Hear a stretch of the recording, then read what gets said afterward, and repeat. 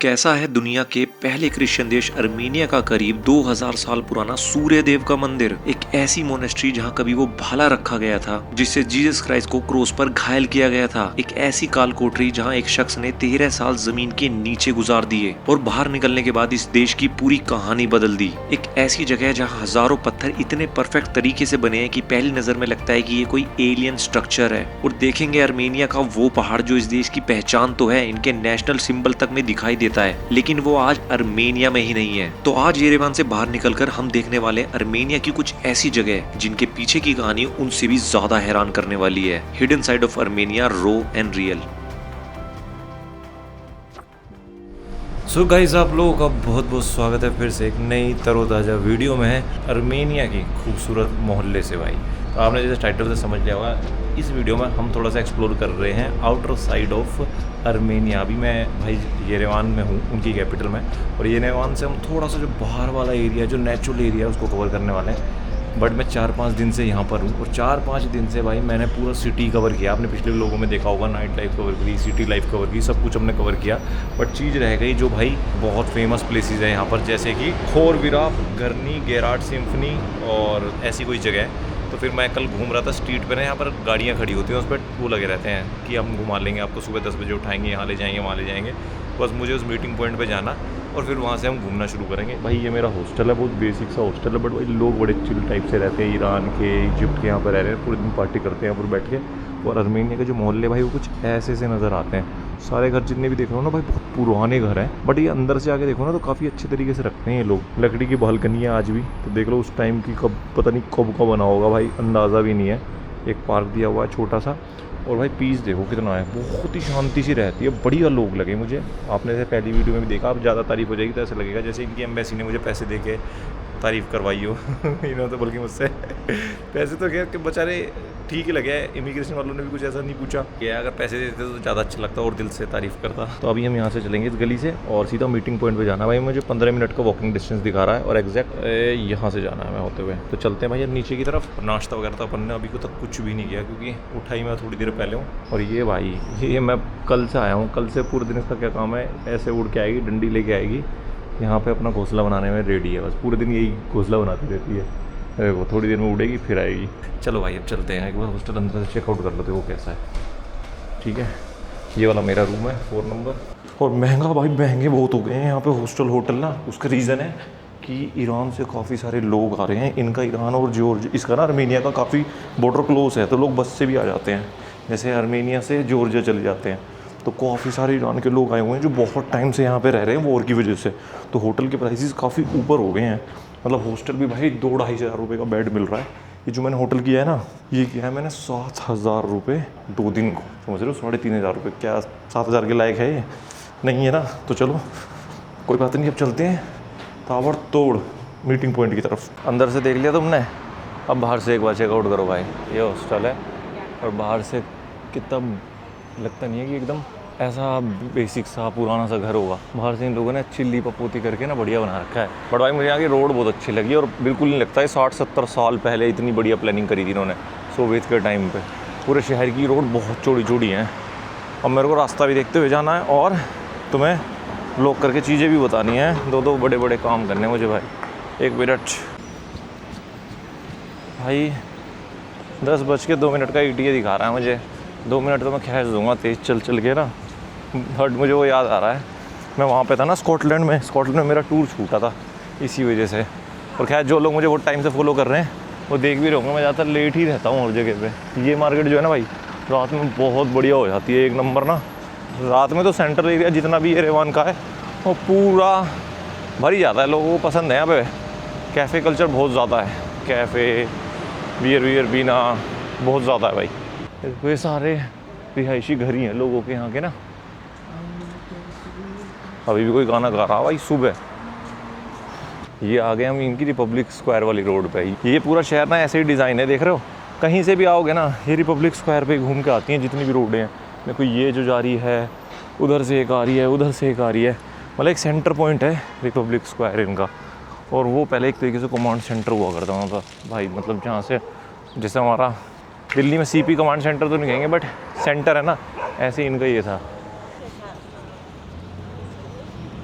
मैंने ना आपको रात में तो एरिया दिखाया है ये एक बार दिन में चेकआउट करो। आपको दिन में इनका जो आर्किटेक्चर है ना, एक बार पहले अपने माइंड में सोचना है, देख के आपको क्या लग रहा है। जैसी बालकनी है, बड़े बड़े पिलर्स हैं। ये देखो भाई, ये रिहायशी इलाका है, मतलब समझ रहे हो, उस टाइम में यहाँ पे लोग रहते थे। ये देखो, तो मेरे दिमाग में पता पहला थॉट क्या आया था कि भाई ये तो ऐसा लग रहा है कि कमांड सेंटर सा हो। तो फिर बाद में थोड़ा रिसर्च किया तो पता चला ये स्ट्रेटेजिकली किया था उन्होंने। मतलब जो सोवियत की जो कंस्ट्रक्शन होती थी वो ऐसे ही होती थी कि जितने भी देश हैं सोवियत के अंदर, आई थिंक 14-15 जो देश हैं, उसका एक ब्लूप्रिंट तैयार होता था मॉस्को में, और फिर वो हर जगह वैसा ही कंस्ट्रक्शन करते थे। ताकि और कंस्ट्रक्शन का पर्पस होता था कि एक तो सॉलिड रहे और उससे पावर दिखे, मतलब पावर का एक शो होता था भाई। तो देखो जितनी भी बिल्डिंग है इनकी भाई बालकनी देख रहे हो, एकदम मतलब ऐसा है ग्रे स्ट्रक्चर, सॉलिड स्ट्रक्चर दिखने वाला। और उस टाइम से देखो आज भी भाई ज़िंदा है। और जितना ये स्टोन है ना, ये पिंक वोल्केनिक स्टोन है जो यहीं का होता है, आर्मेनिया का, उसी को यूज़ करके यहाँ बिल्डिंगें बनी हैं। कुछ बिल्डिंगें देखो उधर नहीं है, बट ज़्यादातर अधिकांश पुरानी ही है। तो आज कुछ ऐसा है इनका। तो मुझे इसी रोड से होते हुए जाना है। 9 मिनट दिखा रहा है भाई मेरे को, मेरे पास है 8 मिनट है। थोड़ा सा तेज़ भगते हैं उधर। भाई ऐसा लग रहा है जैसे पार्लियामेंट वगैरह नहीं होते हैं, सरकारी बिल्डिंग, ऑफिसेज, ये फ्लैट है भाई। ये ऐसे फ्लैट बना के दिए थे इन्होंने होम क्राइसिस सॉल्व करने के लिए। ये कुछ मॉडर्न है। और मुझे पानी भर लेता हूँ मैं।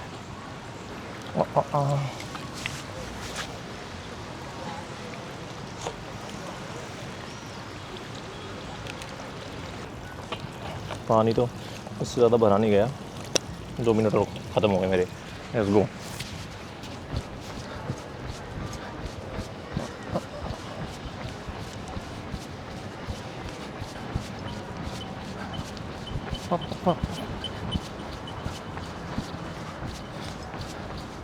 मुख्तलिफ नज़ारे तो चेकआउट कर लो। तो इन्होंने फुहारे वगैरह भी चला दिए हैं। Check this out. आगे दोबारा से हम घूम गए वहीं पे। Akash. Yep. Yeah, Arpine, please follow me. Thank you. Arpine Jan, go ahead. चलो भाई आ गए हम, लेट हो गए थे, पहुँच गए। ये वाली गाड़ी है शायद अपनी। आपने वो लोग देखा है जब सब बैठे हों, एक सीट खाली हो, आपका वेट कर रहे हैं, जैसे आप सीट पे चढ़ो या कहीं भी घुसो, वो आपको देखते हैं सारे। वो वाली फीलिंग आई मुझे अभी। सारे बैठे हुए हैं भाई, गोरे भाई टाइम के पंचुअल होते हैं। हमारे ना डीएनए में घुस चुका है। शादी में कोई 8 बजे लिख रहा है तो 9:30 बजे जाएंगे, बट मैं तो अब टाइम पे आ गया। देख लो, आज गाड़ी खाने वाला काम नहीं, 10 बजे से 1 मिनट पहले ही आया मैं। सारी सीट फुल हैं, आगे ड्राइवर के साथ बैठना है मुझे। बढ़िया मेरे लिए तो मुझे नज़ारे दिखते हुए चलेंगे। कह रही बैठ जाओ, सीट ले लो। मैं अंदर घुसा है, सीट है कहाँ जो सीट ले लूँ? तो कह रही मेरे बराबर में बैठ जाना। मैं ठीक है यार, बैठ जाएंगे, सह लेंगे, ऐसा क्या है। जिस हॉस्टल में पहले रुक रहा था ना, ओरियन हॉस्टल, का भी आओ तो भाई यहाँ ओरियन हॉस्टल करना, वो बहुत बढ़िया था। ये तो अच्छा नहीं था भाई बिल्कुल भी। ओरियन हॉस्टल में नाश्ता भी था, ब्रेकफास्ट सब कुछ था, और बहुत बढ़िया हॉस्टल था भाई, एक नंबर। महंगा था थोड़ा शायद अभी के रेट की वजह से, बट अच्छा हॉस्टल था। यहाँ से हमें भाई व्यू भी बढ़िया मिलेंगे, देख रहा हूँ। तुम्हारा सीट बढ़िया है, मेरा भी। Our driver is Tigran. I just introduced to you, and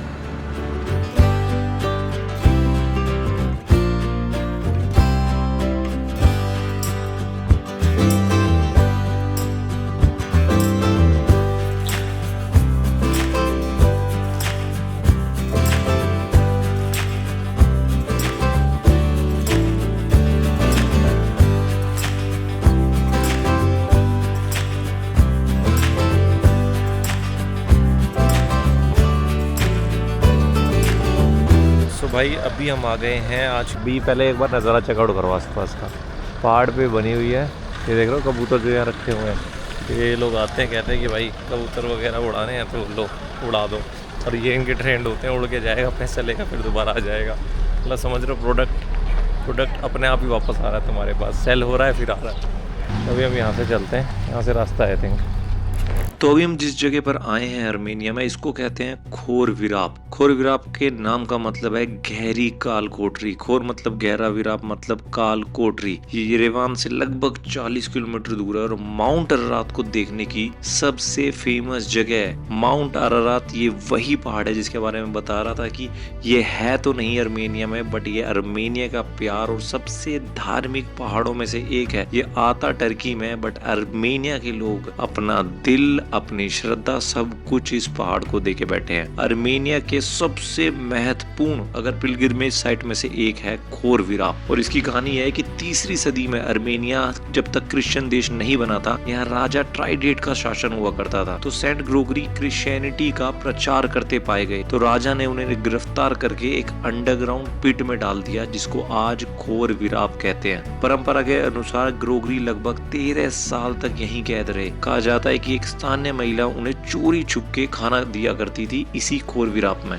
एक टाइम आया कि राजा बहुत गंभीर रूप से बीमार पड़ गए। धार्मिक परंपरा के अनुसार ग्रोगरी ने ही उन्हें ठीक किया। इसके बाद राजा ने खुद क्रिश्चियनिटी को स्वीकार कर लिया और 301 एडी में अर्मेनिया दुनिया का सबसे पहला देश बना जिसने क्रिश्चियनिटी को ऑफिशियल स्टेट रिलीजन बनाया। यह रोमन एम्पायर से भी पहले हुआ था। अगर बात करें खोर विराप की, तो आज भी आप इसके नीचे उतर सकते हैं। लगभग 6 मीटर गहरा, अंदर बहुत छोटा, अंधेरा और नम माहौल रहता है। और सोचने वाली बात यह है कि एक इंसान ने इसके अंदर इतना सारा टाइम बिताया। और अगर माउंट अरारात की बात की जाए तो इसकी ऊंचाई है 5137 मीटर। और माउंट अरारात का इतना धार्मिक और इतना इम्पोर्टेंट होने के पीछे एक कहानी है कि बाइबल के अनुसार महाप्रलय के बाद नूह की अर्क इसी पर्वत पर आकर रुकी। वैज्ञानिक प्रमाण तो इस बात का कोई भी नहीं है, लेकिन धार्मिक महत्व बहुत बड़ा है। इसी कारण माउंट अरारात दुनिया के सबसे प्रसिद्ध धार्मिक पर्वतों में गिना जाता है। और अगर मौसम साफ हो तो खोर विराप से माउंट अरारात का बहुत ही खूबसूरत नजारा आपको देखने के लिए मिलता है। ये अर्मेनिया के सबसे ज्यादा फोटो खींचे जाने वाली जगहों में से एक है।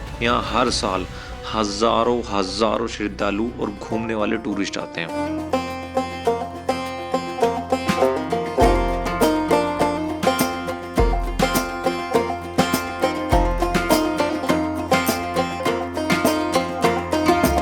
सो भाई हमारा जो चरवाहा है वो हमें दूसरी जगह पे ले आया है। पहले दिखाऊंगा फिर बताऊंगा। एक बार जगह देखो भाई, जगह वाकई में बहुत सुंदर है भाई।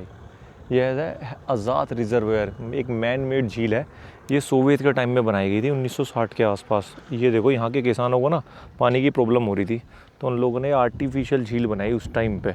और ये जितने भी है ना, ये वोल्केनिक माउंटेन्स हैं, तो उसके बीच में से ये झील जा रही है और 70 मीटर गहरी है और 600 मीटर के आसपास इसकी चौड़ाई है। तो सोवियत के टाइम में बनाई।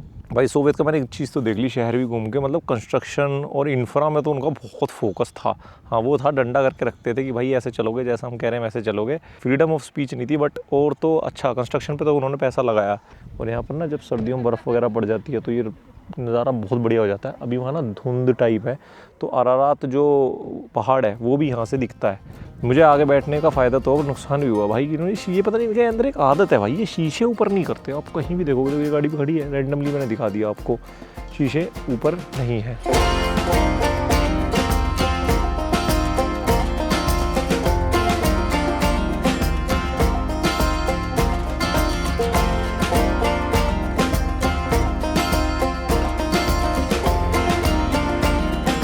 तुमने भाई वो सुना है ना कि इंडियन ही इंडियन का सबसे बड़ा दुश्मन है, मतलब ये बिल्कुल 100% बात है। अभी मैं आ गया हूँ एक नए स्पॉट पे जहाँ मैं जाना था, गरनी टेम्पल पर। उसके बारे में बाद में बात करेंगे, बट एक चीज़ बता देता हूँ, इतना मेरी सुलग गई ना आग।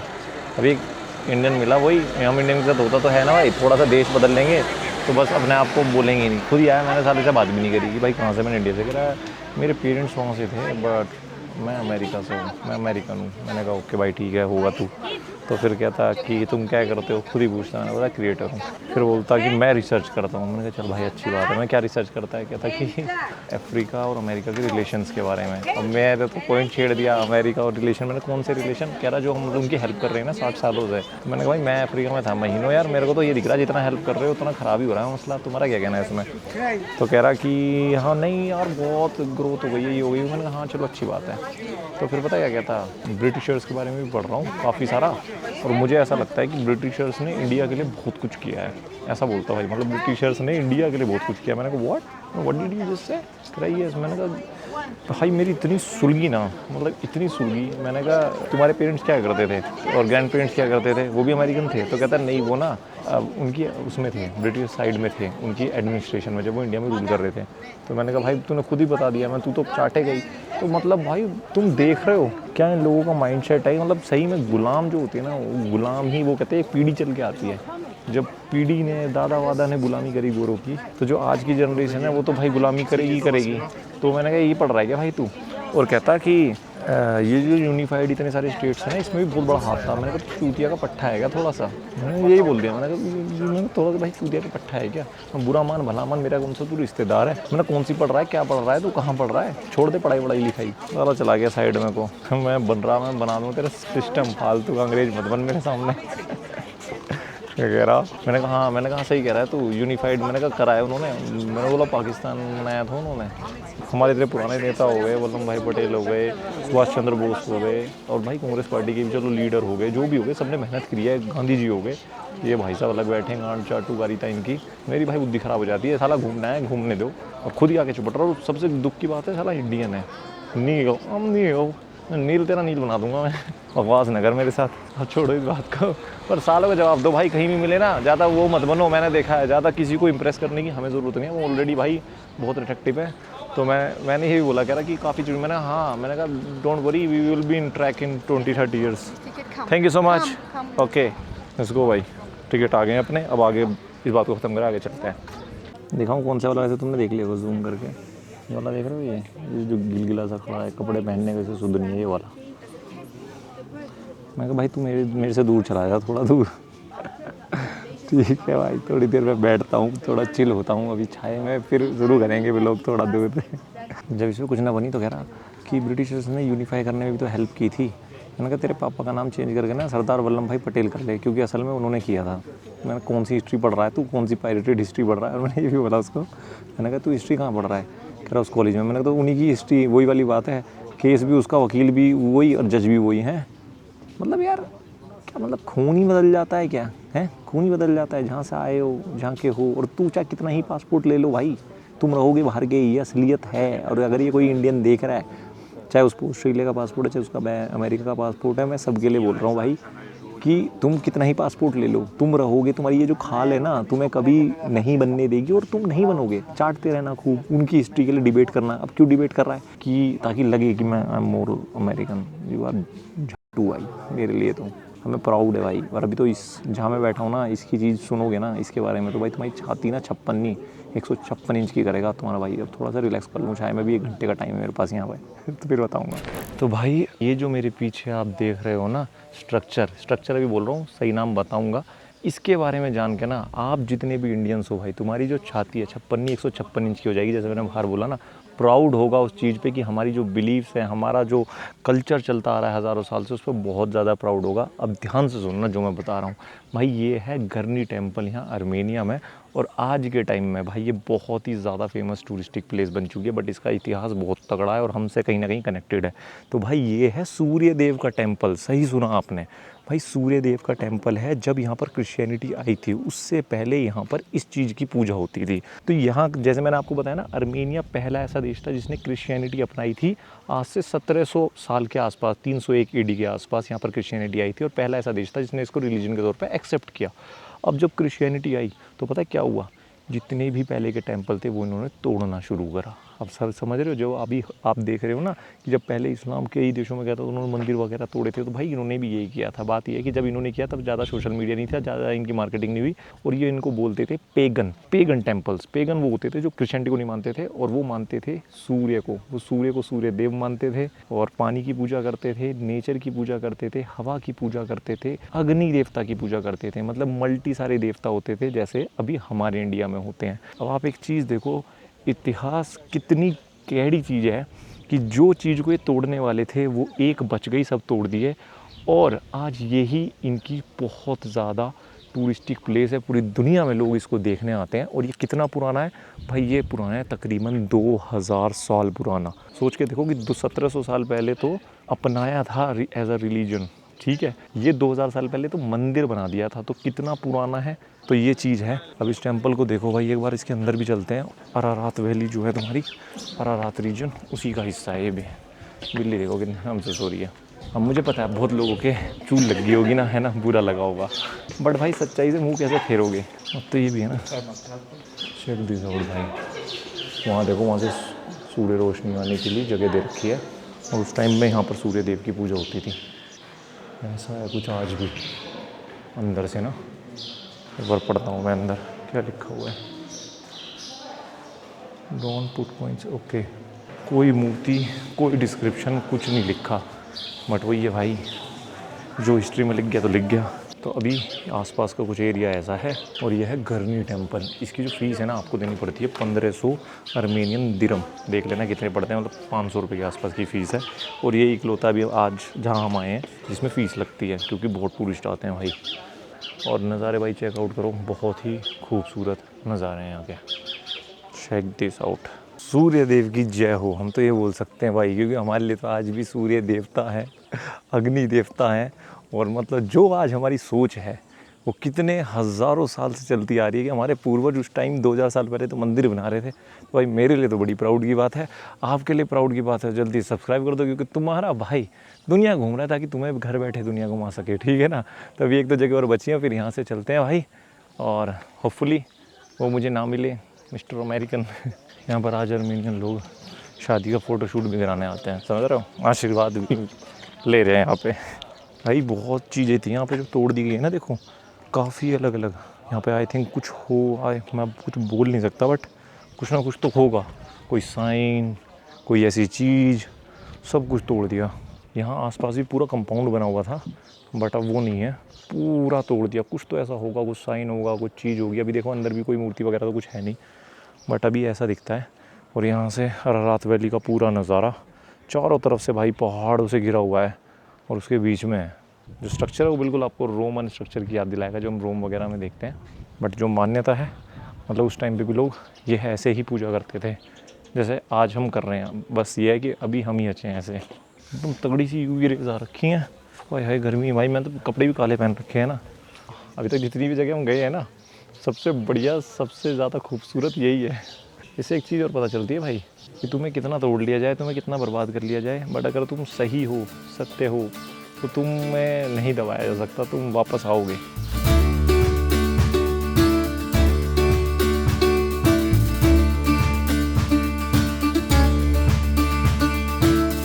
तो भाई अभी एक और जगह आ चुके हैं हम, गरनी टेम्पल से निकल के। सिम्फनी ऑफ द स्टोन्स, ये क्या है भाई? ये एक यूनेस्को वर्ल्ड हेरिटेज रह चुका है।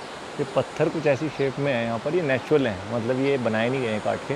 जैसे म्यूज़िकल इंस्ट्रूमेंट होता है ना, सितार वितार देखा होगा तुमने, ये ऐसे नेचुरली बन गए हैं। तो ये भी एक टूरिस्टिक प्लेस है यहाँ पर। और ये देखो, चेकआउट करो मेरे सामने जो पत्थर दिख रहे हैं आपको भाई, बिल्कुल ऐसा ना, ऐसा लग रहा है कि क्रेविंग करके करा हुआ है। वाह भाई कैसे है यार, ये बहुत ही अलग तरीके से। बिलीव नहीं होता, पहली बार देखने से मन लग नहीं रहा कि इन्होंने ये मतलब खुद नेचुरली कटे। ऐसा लग रहा है टूरिस्ट प्लेस बनाने के लिए चुपचाप 2-4 हफ्ते में काट दिया उन्होंने, आएंगे अब टिकट देंगे। इसका टिकट भाई 300 अर्मेनियन दिरहम है, मतलब कि 90 रुपये के आसपास। भाई एक चीज़ नोट करो, मैं तो ये वाली ही देख रहा था, ये ऊपर जो है ना, ये भी हेक्सागन में बनी हुई है। चेक दिस आउट भाई, वाह। और यहाँ देखो, ये देखो पूरे स्लैब से कट के आ रखे हैं भाई। लगता तो नहीं है नेचुरल, बट है नेचुरली। ऐसा स्कॉटलैंड में भी है, रशिया में भी है, यूएस में भी कई जगह है। और इन सब जगहों को सिम्फनी ऑफ स्टोन्स ही बोलते हैं। ये यूनेस्को ने सजेस्ट किया था, अर्मेनिया वाले तो कह रहे थे हम तो इसका नाम कुछ ऐसे रख देंगे, सितार वितार, मतलब जो भी म्यूजिकल इंस्ट्रूमेंट के ऊपर। बट यूनेस्को ने इनको बोला कि भाई यार एक ही नाम रख लेते हैं, पूरे वर्ल्ड में है ये, तो अब इसको सिम्फनी ऑफ स्टोन्स कहा जाता है। पूरा जो है ये ऐसा नज़र आता है। हम तो चल दिए भाई यहाँ से सिम्फनी ऑफ स्टोन से। ये देखो छोटे भाई अचार वगैरह यहाँ पे बेच रहे हैं, अचार, स्ट्रॉबेरी, ब्लूबेरी, चाय भी अब कॉमन हो चुकी है वर्ल्ड में, कहीं भी चले जाओ चाय बिकती रहती है भाई। मैंने कई देशों से चाय खरीद ली और वो आज तक बना के पीनी है, सब घर में पड़ी है। किसी को चाहिए तो कमेंट कर देना, मैं भिजवा दूंगा तुम्हें चाय। ब्लूबेरी चाय, ये चाय ज़्यादा कन्विंस करते हैं, ले लो यार, छोड़ो। मैंगो टी ली थी टर्की से।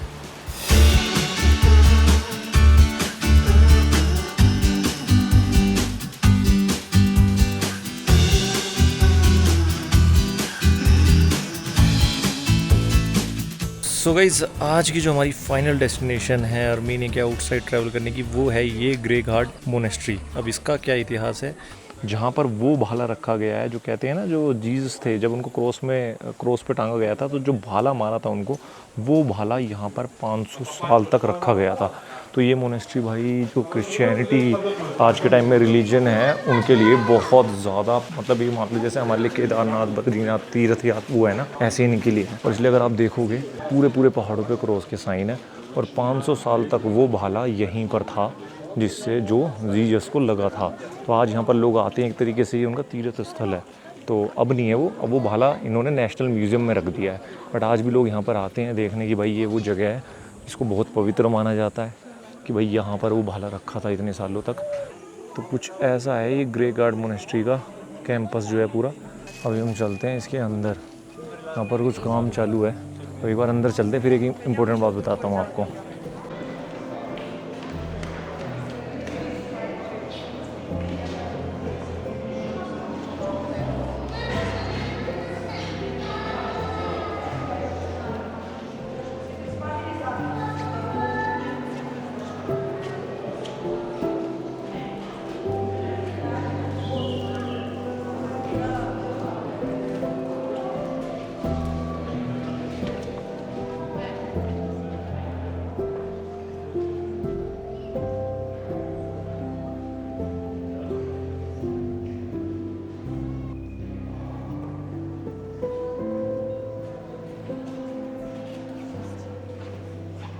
सो भाई अंदर से कुछ ऐसी दिखती है ये ग्रे गार्ड मोनेस्ट्री।